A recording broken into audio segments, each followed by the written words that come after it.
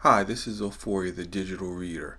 So for years, I bought books from Amazon, and I bought them happily. They probably are the greatest library in the world when it comes to ebooks.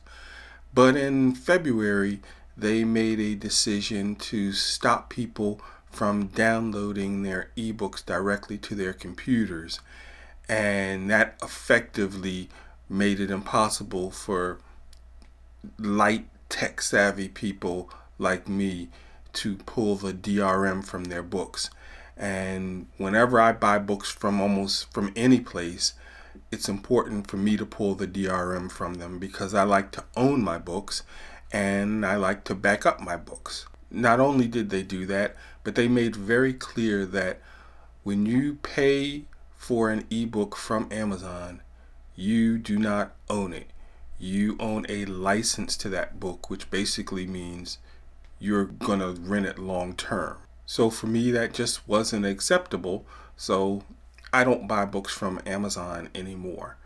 But obviously, everything comes with a price. There were several books on Amazon that I was interested in, or series that I was currently reading, that because I don't buy books from Amazon anymore, and those books have exclusive agreements with Amazon, they're stuck there. So here are those 6 books that I may never own. Security for Hire by Renee Jagger and Michael Anderles introduces Valerie Stronghold, a dwarf from Iron Hills trying to live a quiet life in a modern world that blends magic and technology. When local bullies expose her true identity, Valerie is drawn into a conflict that forces her to confront her past and embrace her warrior heritage. Balancing humor, action, and myth, the story follows Valerie as she navigates threats both mundane and magical, proving that even in a world of advanced tech, ancient skills still have their place. As I mentioned, I'm a big fan of urban fantasy, and I'm also a big fan of a role-playing game called Shadowrun, which is basically fantasy, urban fiction, and cyberpunk all jammed into one, which I really enjoy. And this book sounds like it had that Shadowrun kind of feeling. So this definitely was a book I wanted to buy, but can't right now. Sword and Thistle by S.L. Rowland is a cozy fantasy adventure following Dobbin Thornhill, a seasoned adventurer tasked with retrieving a rare dragonfire mushroom from the haunted ruins of Hell's Crag. Haunted by past grief, Dobbin prefers to work alone, but this perilous quest compels him to team up with unlikely companions. Together, they navigate dangers and forge friendships, highlighting themes of healing, camaraderie, and the courage to trust again.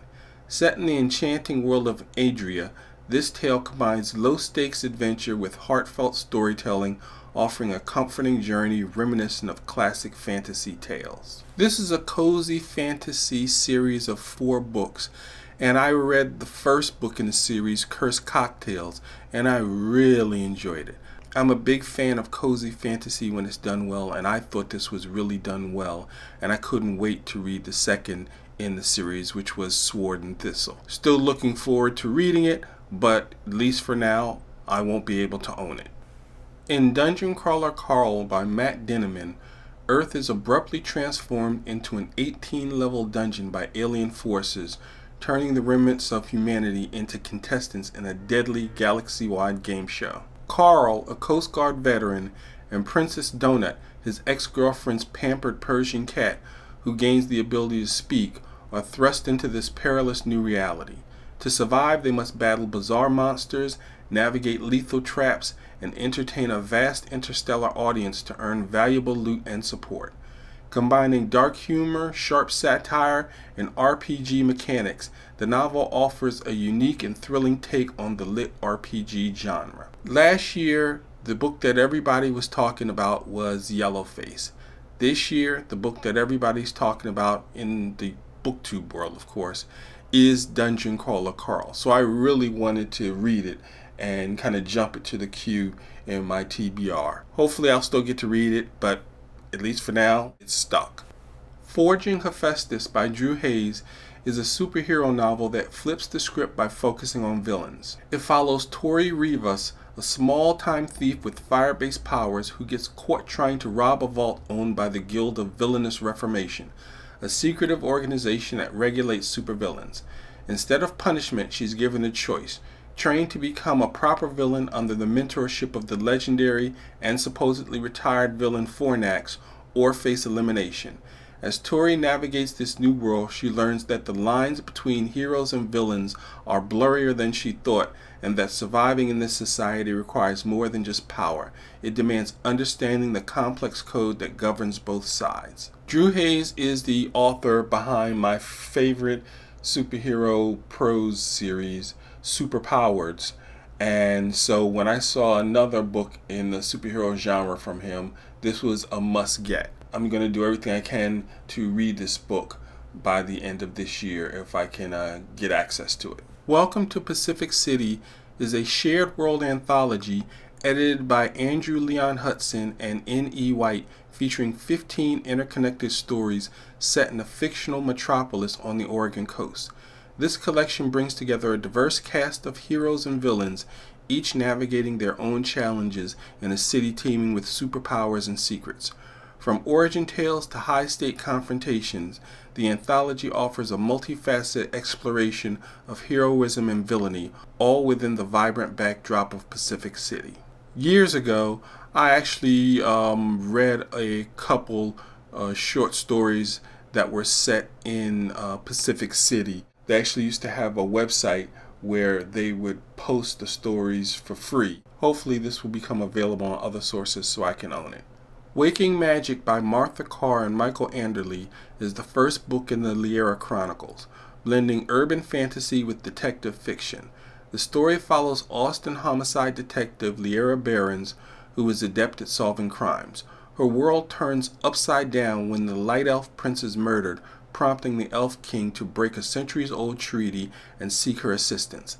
Liera, skeptical of magic, is thrust into a reality where magic is real and resurging. With a foul-mouthed troll as her sidekick, she must navigate this new world, solve the prince's murder, save her mother, and prevent an impending apocalypse. This one is pretty simple. It was an interesting sounded urban fantasy. I do like detective books generally. I don't like detective noir detective books, but I do like books that have a little bit of mystery, and I do like books that have detectives in them. So this was 2 for 2, urban fantasy and detectives. So definitely I had an interest in this book, and hopefully it will also become available on other sources so I can check it out. So ownership of those books is stuck, and I can't own them right now, but there is kind of a workaround. I don't buy books from Amazon because I want to own my books. I don't really have anything against Amazon. I don't consider Amazon an evil corporation. And the reason I say that is because one thing that somebody mentioned that I can definitely look into, and I am, is that although I can't purchase these books and own them, I probably can read them on Kindle Unlimited. So I'm going to be getting a Kindle Unlimited membership at some point during this year for a couple months. And one nice thing about Kindle Unlimited is you can pay for the membership month to month. So if I get the membership for, let's say, 2 months, and in those 2 months I just read all the books that are stuck on Amazon, then at least I can read them and, rate them and talk about them, even if I won't be able to own them yet. So that's definitely a workaround to this situation, and that's another reason why I still keep a lot of books that are stuck on Amazon in my queue. I'm much more comfortable with Kindle Unlimited. As a matter of fact, I like Kindle Unlimited because it is a pretty upfront service. You are paying a monthly fee to rent books library style, and I'm totally fine with that. I'm fine with subscription services that have streaming movies, that have streaming music, so why wouldn't I be fine with a subscription service that has streaming books? All 6 of the books that I want to read are available on Kindle Unlimited, so that's really good news for me. I will be able to read them and enjoy them, just can't own them. Because if I do it once a year, I'm almost certain to catch one of their deals, whether it be 99 cents a month for 3 months or first month free. So I will rarely pay the full $11.99 per month price if I do it once per year for a couple months. I know how we all feel about Amazon and some of their decisions as far as ebooks and ebook ownership, but there definitely are going to be authors whose books you won't be able to buy and own. But on the plus side, almost all of those authors, their books are going to be on Kindle Unlimited, and you don't have to get a membership of Kindle Unlimited for a very long time. You really just have to keep track of your books, and when you get a bunch of books that are on Kindle Unlimited, get a couple months of the service, read those books, and then cancel your membership. So this is Ofori, the digital reader, and keep reading.